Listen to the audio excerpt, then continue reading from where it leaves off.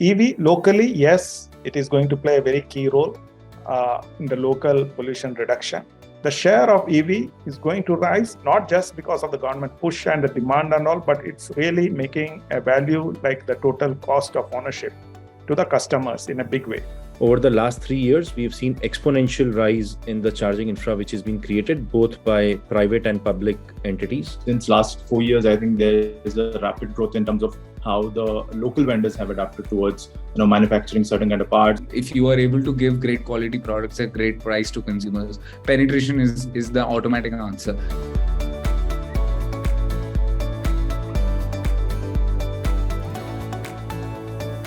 As India fast tracks to supercharge the EV revolution, we put the spotlight on individuals who are driving this change. Welcome to Business Insider India's Fireside Chat on World EV Day. Joining us today is Dr. Reji Mathai of ARAI, Anmol Jaggi of Blue Smart, Suhas Rajkumar of Simple Energy, and Anshul Khandelwal of Ola. Welcome to all of you. Thank you for joining us on World EV Day. I'll start this conversation with Dr. Mathai. Dr. Mathai, the government is really keen on pushing the electrification agenda, given that 40% of India's pollution is due to vehicular traffic. If you could tell us from a policy point of view, how is the government driving this, and how fast do you see the pace of adoption in the years to come?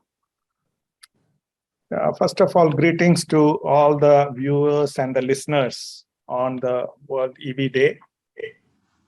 It's a real pleasure to be a part of this occasion and using this platform to share the views and to understand stakeholders also during this interaction. One of the key things that we all look towards EV is the cleaner part. As rightly pointed out, when many forums have clearly brought out that 40% of pollution, the ambient air quality components, come from the transport sector. So EV locally, yes, it is going to play a very key role in the local pollution reduction, but far more has to be done, and there is a lot of focus by the government on that sector because the source of energy, how it is being produced, is of key importance, and particularly the drive and the call given by the PM saying that we will be putting more and more renewables into use for power generation very well augments the growth of EV, or it complements the growth of EV in a big way. Now, how does this transition, means how it is happening, the transition is taking place, the EV? This is in a very, very systematic manner. I can very clearly say that the policy part is one of the key things, how the government policies have been framed up or is being put up. There's a very clear long-term roadmap on those policies. And there is a push towards the demand and also for the supply side both. I think in the coming up time, I can elaborate a little more onto it. But the share of EV is going to rise because, not just because of the government push and the demand and all, but it's really making a value like the total cost of ownership to the customers in a big way. And we all, as one of the regulatory body, we all play a very key role in that, in seeing that the ecosystem is developed. And this is not a small event or something that happens because there is a boost given, but it is going to be a sustained effort which will see a systematic growth in the coming days. Yeah, that's for my opening remark. Thank you so much. One of the big keys to adoption is infrastructure.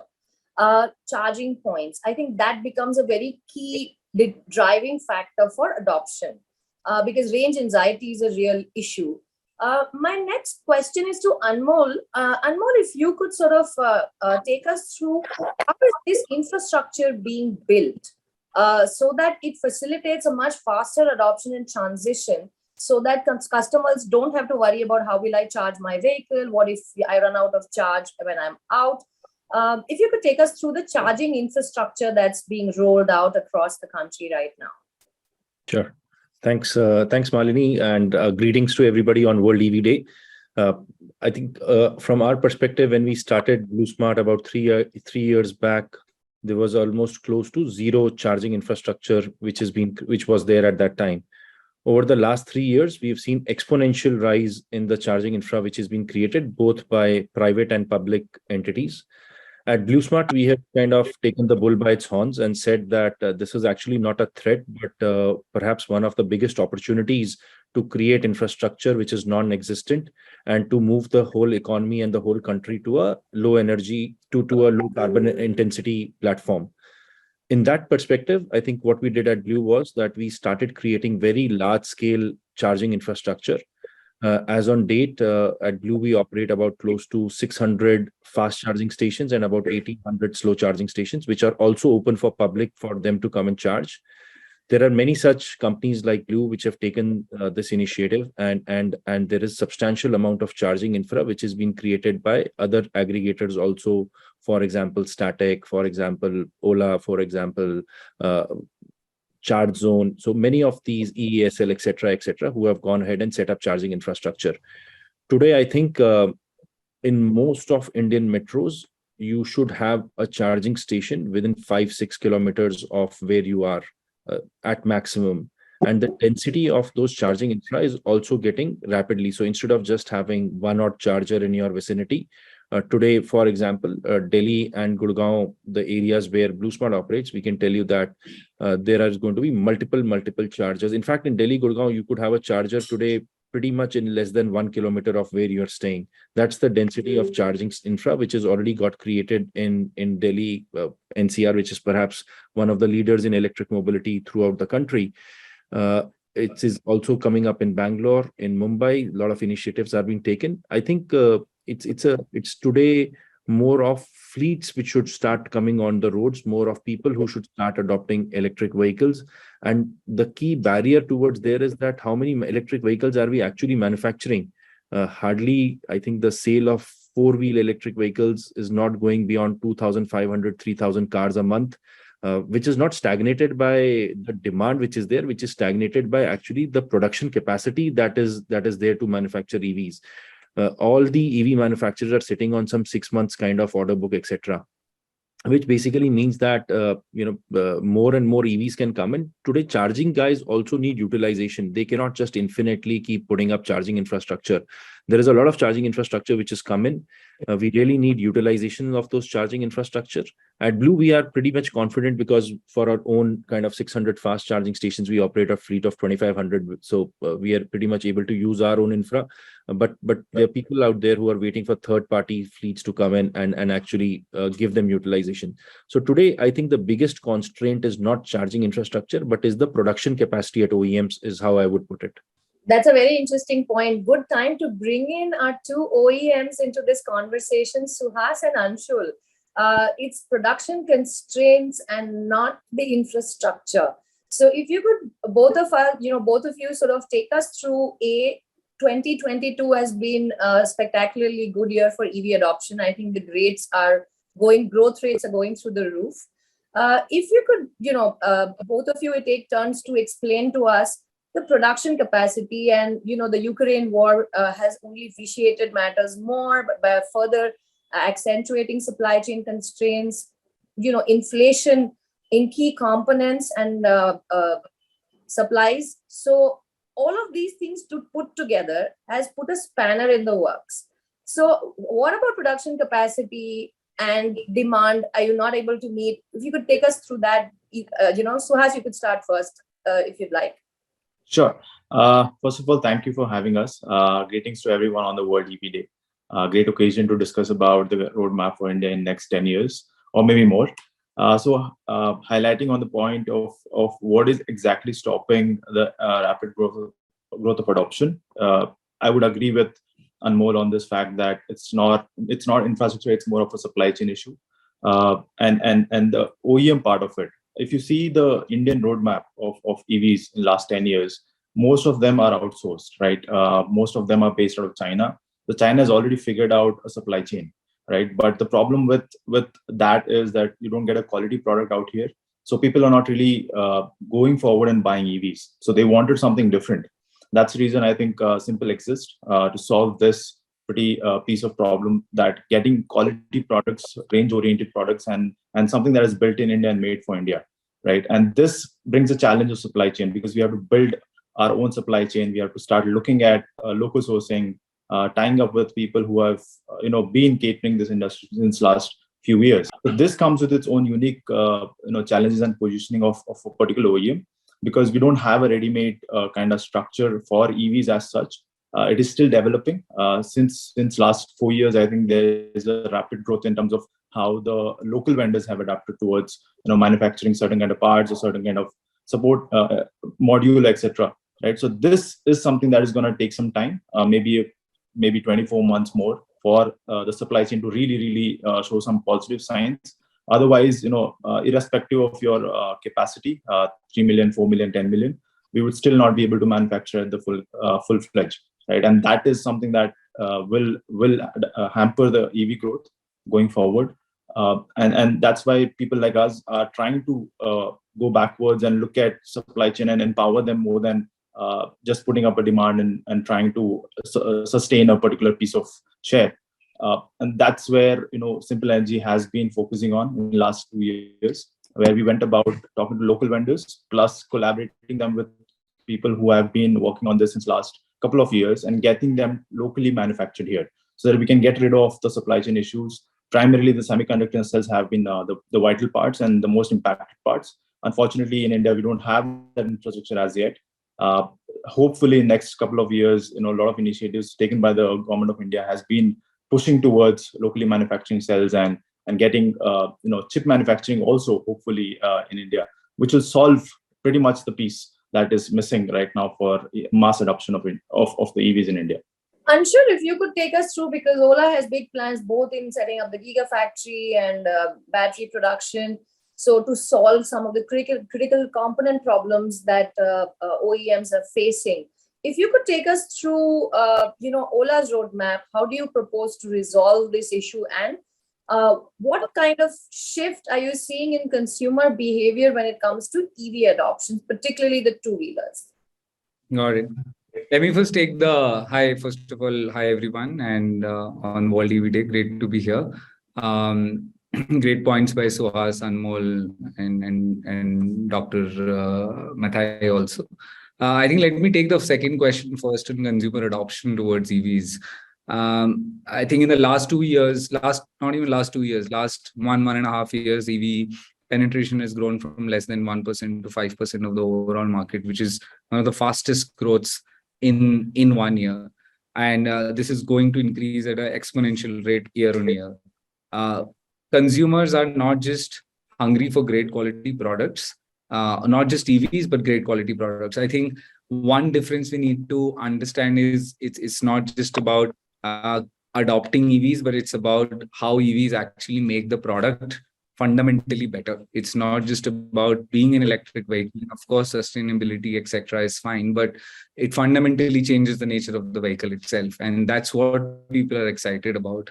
I think consumers are excited about the technology which EV offers, the performance and the range and the features which EV offers, which a ICE vehicle cannot offer. So that's one part. And I think we just to give an example, we just launched our latest product, and more than 1,000 cities across India have, in the last 1 week or so, have bought that product. And we were really surprised by the fact that, areas in Kashmir, Northeast India, down south, from villages to towns to cities, we would have assumed that more or less it will be the top 20, 30, 50 cities in India will adopt EVs. But 1,000 cities are trying to buy EV products says a lot, that it is truly democratizing the way automobiles are sold and the way EVs are accessed. And I think the level of awareness and education also has exponentially increased within the consumers themselves. Like just yesterday, a very small town in Rajasthan, somebody had bought a scooter, just to give an example, who was a guard. and he also understands that EV is the future, and I need to buy this product not because this is EV, but this is the future, and he believes in it. So I think these kind of stories and the way India is adopting, India is going to be the center stage of this revolution. It is extremely clear. Now, on the second part is on the supply chain constraints. I think the onus is on us. I think the idea, of course, there is a constraint, and the constraint, like Suhas said, is not on manufacturing capacity. Like, we have unlimited capacity we have the largest two-wheeler factory in the world with 10 million production capacity. I think it's not about capacity, but how fast and how efficiently are we able to build this ecosystem. And the most important part of this ecosystem is, I would say, 2-3 parts. One is the core R&D and innovation needs to happen in India. We cannot be reliant on suppliers, vendors, or other countries. Even if suppliers and vendors, we need to work with them. We need to create the technology in-house, and we need to own the core R&D. So I think there has to be huge focus on R&D and innovation, which I think in traditional automobiles also has been sort of dead for a long time. And I think now it's really picking up with EVs. Second most important part, like Suhas also said, and is the cell. And I think cell is the heart of everything. And I think all the supply chain constraints are primarily cell, because 90% of the capacity of cell is in China. And again, government is helping immensely there in terms of the PLI schemes. And we've just got one of the largest capacity allocated from that. And we are aggressively investing in the core R&D and technology to develop cell chemistries. I think that will define the future. It will take time, of course, a couple of years, but that will define the future of EVs, because once we are able to develop in-house cell technologies, reduce the cost of cells, make EVs more affordable, penetration is going to increase multifold. And I think, which is why it's almost like an exhorting call to everyone that investing in R&D innovation, investing in technology is the only way we can expedite this, which we have to in the next 3-4 years. Otherwise, the rate of growth is going to be slow, because the products will not be that affordable. There will be supply chain issues, and there will be no availability. Yeah, those were my views on it. Thanks, Anshul. I'm going to come to one of the other issues, like any other emergent industry. The electric vehicle industries also face some teething problems in terms of incidents that have happened. Dr. Mathai, I think you're working very closely with industry and government to ensure that OEMs manufacture vehicles which are safe for consumers. If you could take us through some of the safety issues, because there you have existing OEMs who have come out and said, a lot of these players who have gotten into it are not equipped to manufacture. How would you say this? Because it's a completely new industry, and legacy has sort of always lagged when it comes to creating or building new technology, products and services. So how would you talk about, for our consumers and viewers, safety concerns, if you could address, and how ARAI is working with industry and government to ensure that our safety standards are in place, or equally as strong as they are for the ICE industry? Let me start with going back between the charging infrastructure, because that is there's something more I wanted to add on that, and then I will come to this regulatory part. On the charging front, yes, as rightly mentioned by both the speakers, there is a lot of focus going on, and manufacturers, when they supply the vehicles, they ensure that the charging infrastructure is very much available, and they are also populating it in a systematic way. Areas which are not being looked at, particularly like the highways, expressways, these are being taken care by the government. Now, Ministry of Heavy Industries have funded a lot for this. There is already a tender out for 16 national highways and 9 expressways. The standards for these charging stations are in place in many of these cities. So this is one thing I just wanted to add on to what my previous speakers have mentioned. Let me come to these issues that we have been facing. One of the challenges that we have is our ambient, call it temperatures over here, our working conditions of the vehicles are different. And when we adopt the technologies or components, there are always going to be some teething troubles. the other areas is of concern, that is of the fast charging. This is again both related to the battery chemistry and also related to the thermal management, especially for the two-wheelers, because there is no forced cooling in many cases happening in the two-wheelers, and there is better thermal management has to be planned in that. And this people have been taking into consideration, the manufacturers have been taking into consideration. What has happened is the regulatory front, means if you look into ARI as a regulator and as a party that enables these regulations, government on its own, especially the MORTH, had put up a committee where ARI was not a part of it because they really wanted an independent view, and I really appreciate that. So this has gone through very detailed way what has to be done. Already the regulations were in place for battery testing, for the vehicle evaluation, which are at par globally. There was nothing reduced what was not globally allowed in many of these European conditions, and other ECR regulations were almost like same adopted. Yes, many manufacturers, many countries do additional tests as and when required. So government has looked into this, and now the amendments for the battery evaluations have come into place. This has been now notified. The implementation date is being deliberated upon, but not later than the December, the implementation will come in. The advanced evaluations can come in before that itself, and people are already started evaluating. So these new regulations will look into the battery management system, particularly on how fast the charging takes off, how is the cutoff mechanism. So many aspects other than the normal things will also be looked into. So this will bring in little more robustness into the safety aspect, particularly of whatever thermal management or thermal issues we have been facing up to. So that's on the regulatory part for battery thing and the safety aspects. Coming to charging also, since we were discussing charging earlier, I think that one of the reports that I was reading, the Goldman Sachs, was that in India, the charging buildings and the grid cannot take the pressure if every building in a large city like even a Delhi or a Mumbai, you have ICE replacement even of 20 or 30%, there'll be grid instability because of the charging. How is that entire, if I have to charge my vehicle, I would like to charge it at my residence, right?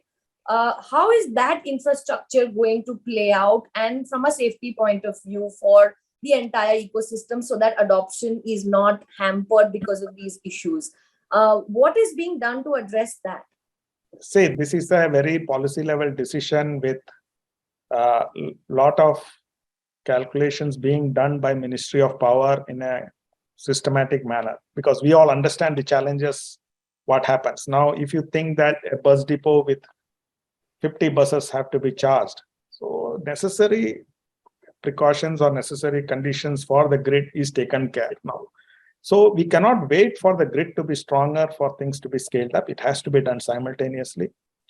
And I think we are very well, there is a well-planned outlay on how our grid has to be strengthened, which places has to be made more stronger, like the transformers or back end. So this is very much a planned way out. So we cannot say that, okay, what will happen if 30% ICE gets converted, or what happens when suddenly. So whenever these steps are taken or when the roadmap is laid down, I clearly believe that we have our infrastructure ready for such thing at the back end, so that we don't get into such situations. We may have some outages, can have, till now nothing has been happened with, just like I mentioned now recently, 190 buses, bus depot was launched in Pune itself, near to us. So 90 buses, they get charged simultaneously, or at least 50 to 60 buses get charged. That's a huge current. So, and they are able to do that. So why not the other thing? So I believe it can be really done, and it is very much workable. The backend infrastructure will be made robust as and when it is needed, and it is systematically being done, taken care. Anmol, you want to add to this? Yeah, I think what you mentioned is a key constraint. If, for example, there are 1,000 homes in an apartment complex, and each of them, kind of buy an electric car, that's the maximum that, let's say, each home has an electric car at 100% penetration. Even if they have to charge on that 3.5 kilowatt slow charging equipment, it is still about 3.5 megawatt of load which is required for the building. We have to also remember that most of these cars will actually be charging at night. At night, there is a lot of AC load which is already running in most of Indian cities. India is a hot country. Most of Indian cities have air conditioning loads running at full in the night, and on top of that, you will have perhaps treat each EV car as a air conditioning. It's about 3.5 kilowatt, maybe slightly bigger air conditioner, 2-ton air conditioner. So that's the kind of load even on slow charging which is required. There is, of course, a lot of, but this is at 100% kind of penetration rate. At about close to 20% kind of penetration rate, it will not create too many bottlenecks. But as penetration rates go higher, the pipe of the transmission capacity coming in from the substation to housing societies, office spaces, etc., will have to ramp up for sure. There is also a play around batteries with it.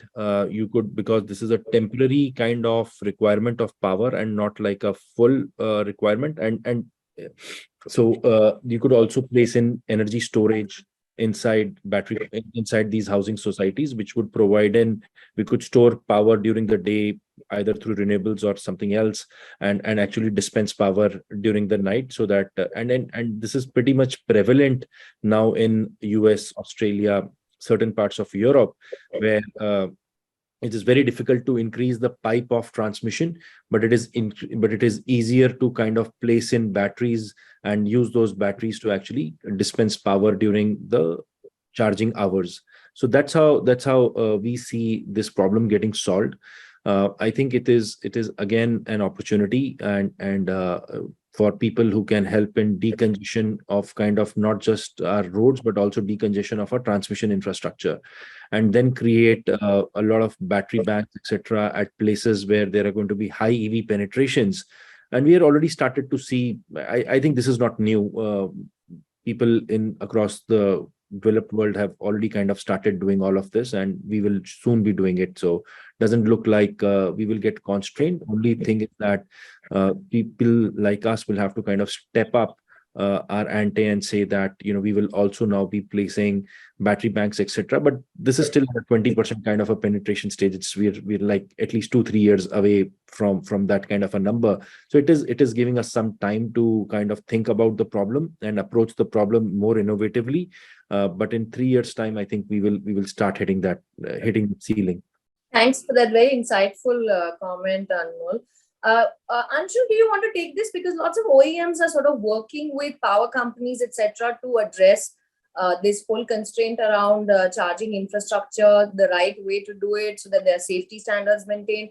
Is Ola working with power companies and to address this? No, absolutely. 100% charging infrastructure is extremely important, and we have some strategic partnerships with some of the companies to build that structure out. But I think more importantly, I think now one of the biggest answer lies in actually, like I said earlier also, is R&D of cells itself. I think we need to have higher energy density cells with more power, both energy density and power.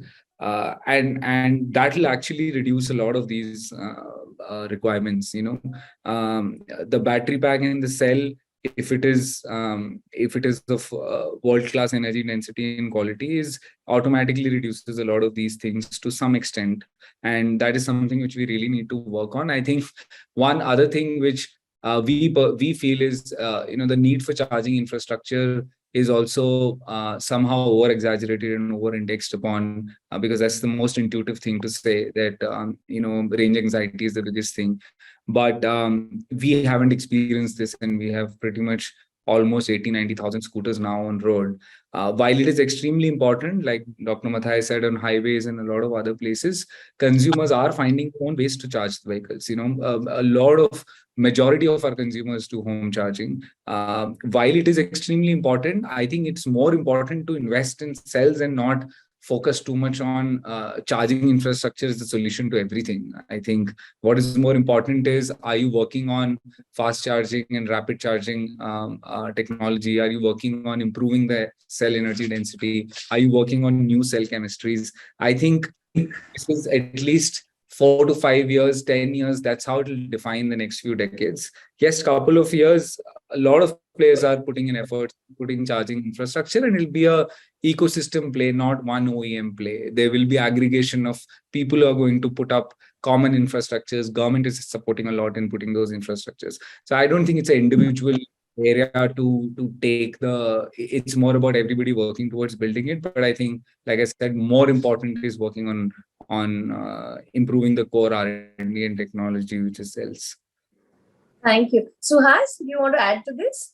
Yeah, absolutely. So there are three pieces to this, right? Generating electricity, storing, and usage of it, right? Generation, I think government is pretty much taking care of it, though it is not really reliable as such in terms of how EVs are turning out. Storage, yes, because see, fundamentally, we companies like OEMs who develop everything in-house are energy storage companies. We just have to scale it for a mass scale to support a grid, or something that people can buy off from the market and use solar and store energy. And apart from that, how, as Anmol mentioned, the regulations of things and the usage part of it, right? So this is where we at Simple believe can add value. And we're working on a project for energy storage systems. We are talking to a couple of airport authorities across India. And we are starting a trial next year, Q1. And we're implementing our own energy storage systems, which are powered by our own BMS and our own inverters, which are smart enough to understand the usage and storage, etc. Right? This fundamental problem can be solved, given we just need some kind of solid backing from the regulatory authorities, and because there is no clear path of how you subsidize them or even how do you implement them. But that'll work. That'll come around. Apart from that, installing charging stations is important. But I think the fundamental is not charging infrastructure. The fundamental is about understanding the customer psyche. The customer psyche clearly states that if I'm traveling 40 kilometers a day, I don't have to charge every day. Let me charge once a week. So that happens when you give a longer range. So in an ideal scenario, a consumer travels 40 kilometers a day, right? So if you give him 200 kilometers, he'll travel 5 days, ideally, and you don't have to charge every day. But that doesn't discount the fact that you don't need better grid infrastructure, or the demand won't go up, or etc. Right? That will happen irrespective of when you're charging every day or you're charging once a week. It doesn't matter. You have to solve the storage problems. You'll have to solve the grid problems, not now, but in next 5 years. That can be solved through us, through government support, through some initiatives from other third parties. And that is something that fundamentally for us is a responsibility, because we ourselves understand how energy storage works, because we work with them every single day. We'll help the government, will put in places where we can, apart from just being and selling the vehicles, because we at Simple believe we are not manufacturers of vehicles. We are energy storage or energy companies which work to have different form factors and serve the consumers at the end of the day, and make a transition much better to renewable rather than just focusing on a particular piece of the problem, right? Apart from that, the consumers today don't really worry about charging infra as much as they worry about the range, right? So that is the fundamental problem. Charging infra works two ways. One, there are commercial needs where commercial vehicles have, etc., like BMTCs or the buses, the transportation part of it, the B2B sector. B2C is kind of independent. A lot of people stay in their apartments. We can definitely pull up a plug, install a 15 amp socket, and give them a charging solution there. But again, people are not really worried about that. As others mentioned, that it's not really a primary problem, and actually it is not. It's just blown over the proportion that there is an infrastructure problem. Actually, it is solved pretty much there, and the core has to be the cell R&D. The core has to be the technological advancements on the vehicle itself, so that it can enhance the range, so their need of charging is reduced. So that is something that needs to be focused on. Rest everything can be taken care. They are fundamentals. They are not really a big rocket science to be thought about. And I think companies like us, there are multiple others who are working on it, and India will see a very bright future in next 5 to 10 years about storage systems to usage of it. Super.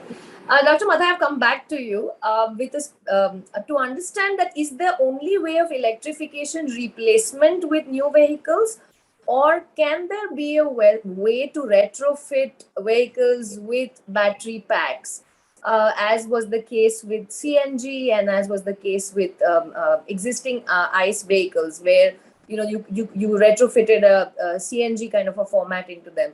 I ran into this company called Green Tiger in Bangalore, and it has been funded by the Department of Heavy Engineering as well as ARAI to replace, to add on to existing ICE two-wheelers, a battery pack which you can take it out and charge at your home and bring it back. I understand that regulatory process is on to approve this.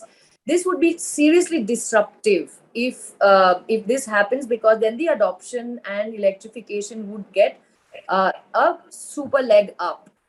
What would you say to this? Is it doable? See, retrofitment is very much doable because we have solutions. People have built up solutions to all levels. Means it is not just two-wheeler. That particular company I mentioned was for two-wheelers, but there are people who are working on commercial vehicle segment, on the e-axle model, particularly many of them are looking. See, in the end, fag end, people are looking at the cost of really what is my conversion cost and how fast I can recover it, and how good it is, means how reliable the whole conversion process is. So this is catching up in certain sectors. The two-wheeler sector, it has still not come up because there is a cost that comes in, and people who own a vehicle go in for conversions. It will take little more time for the two, but for the commercial small vehicles and all, people are really looking at it in a very serious way, because the e-axle concept is much easier, robust, and there are a lot of people working on it to see that. In a regulatory mechanism, yes, there are regulations in place for certifying such vehicles or such kits where the conversion kits are available. The swappable battery also is allowed now. As of now, there is a regulation in place for the swappable battery and what has to be done with it, the swapping stations and all. The standardization process, yes, that has been now going on a slow pace, but there is a certifying process for all of it. So in the end, what I will say is, it is not just anybody, just like two-wheelers, there are many players in the market, but there are few who are really emerging as winners. The same will apply to the retrofitment also. The conversion cost plus the total cost of ownership for the customer will be the key thing. The reliability will be a key aspect, but it is an important key in the whole growth of the EV. Thank you so much. Is that a threat or a risk or an opportunity to the OEMs here, Simple and Ola? Anshul, would you like to go first? No, not really. Of course, I think, see, there are two parts to it. Like Dr. Mathai said, commercial vehicles or who require retrofitment and who can recover the cost and do not really require the vehicle performance as such, and are not looking for a great quality product per se, but it makes sense. Like, you can convert buses, you can convert autos.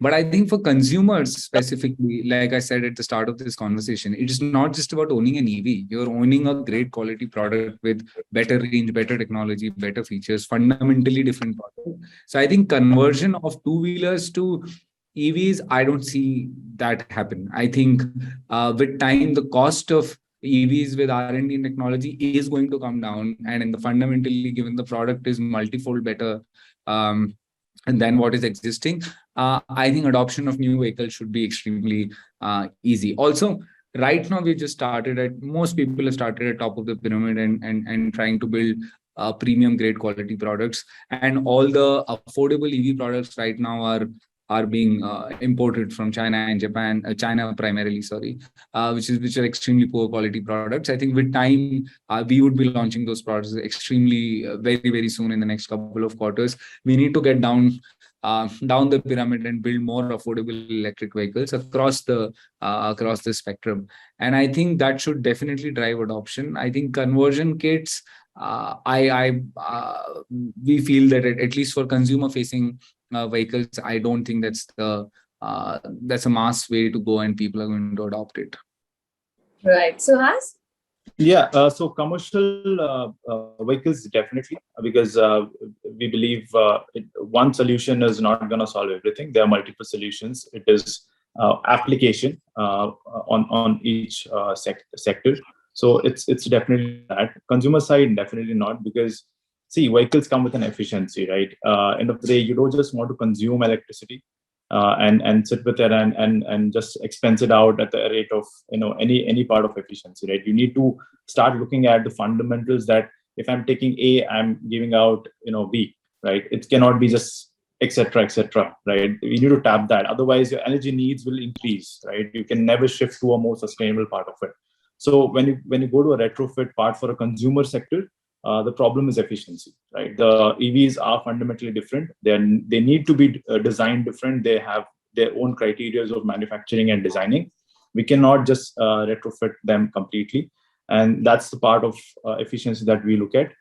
Commercial, yes, because there is no need of efficiencies or performance or etc. But I think eventually those also need to get away from retrofit and start designing them more efficient way, because the electricity that we generate needs to sustain that usage also, right? So efficiency has to be there. I don't want to consume much of electricity for traveling 1 kilometer when I can do it 1/10 of it.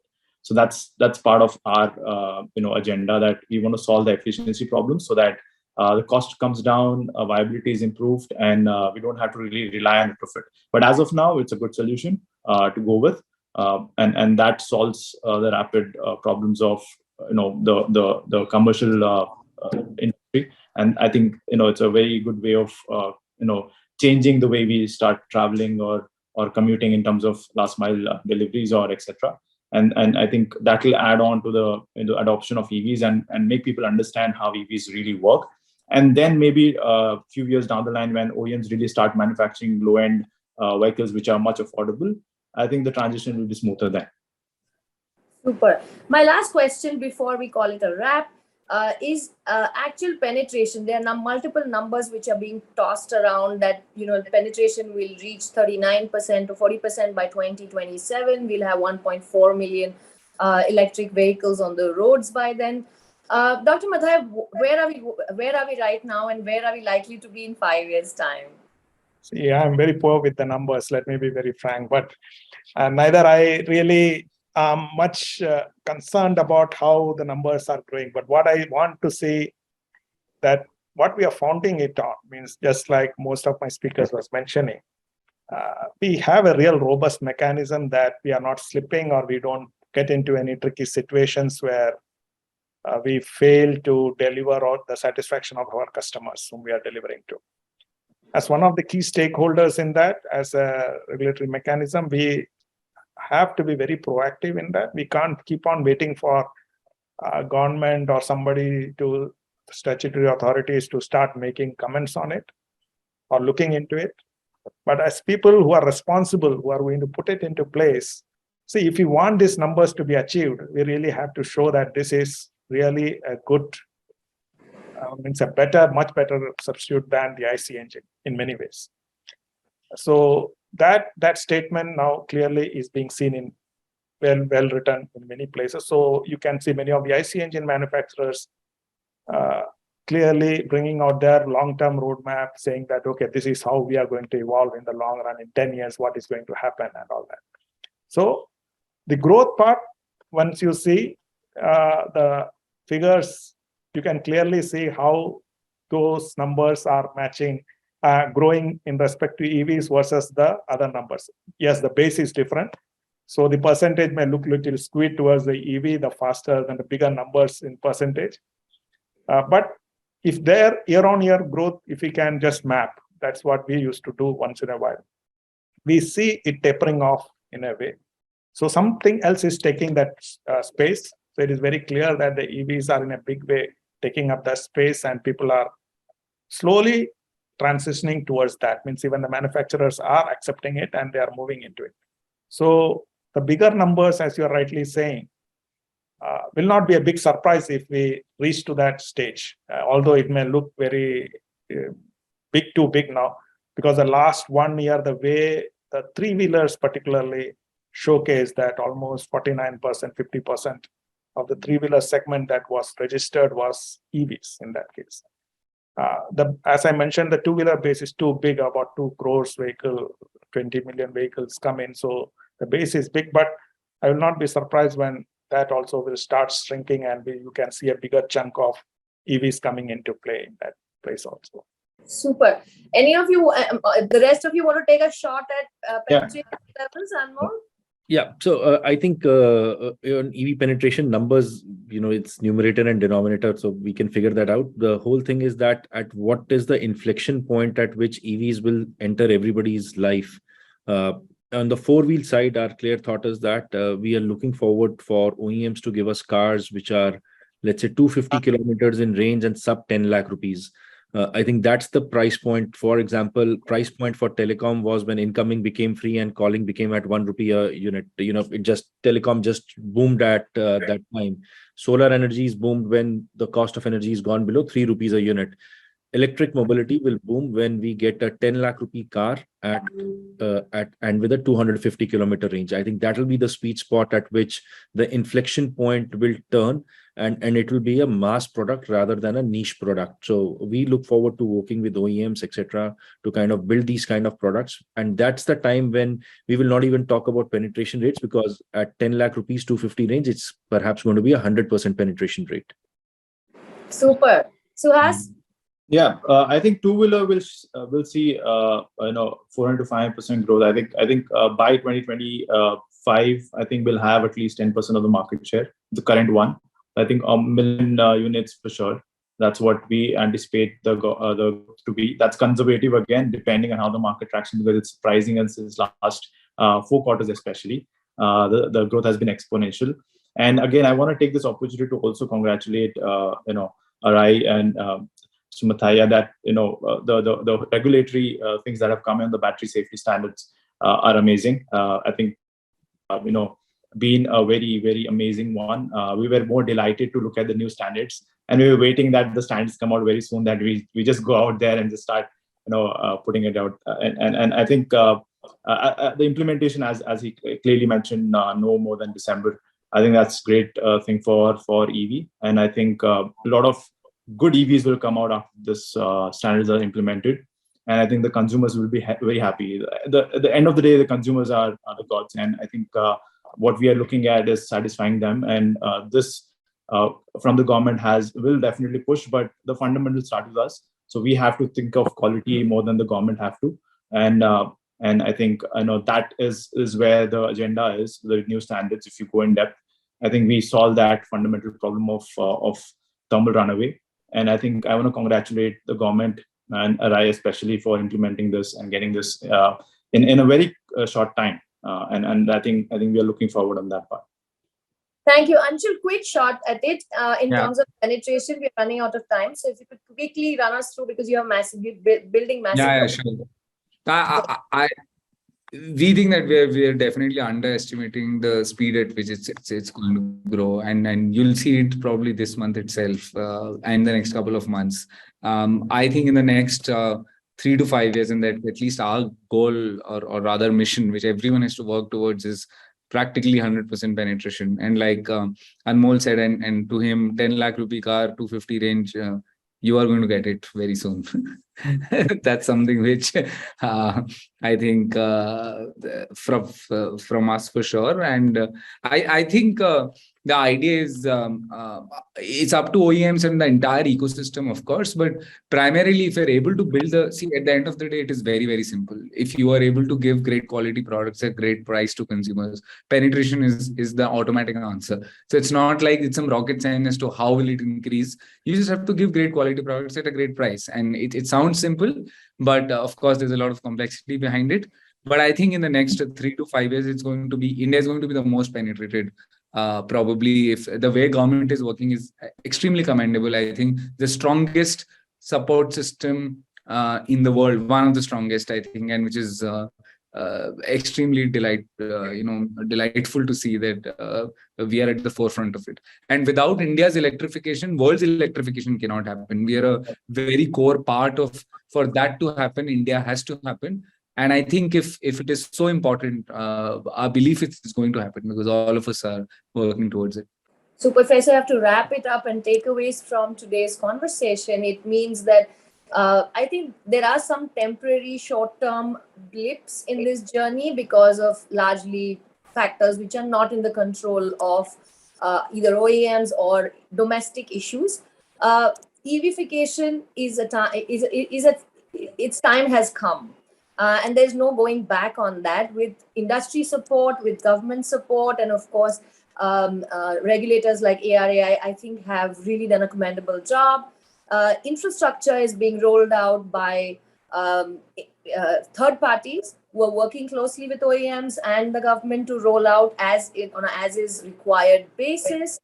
And we look forward to a time when not only pollution levels are down and we're living in a more sustainable way, with electrification going to 100%. So thank you all for joining us today on World EV Day, and look forward to connecting with you from time to time.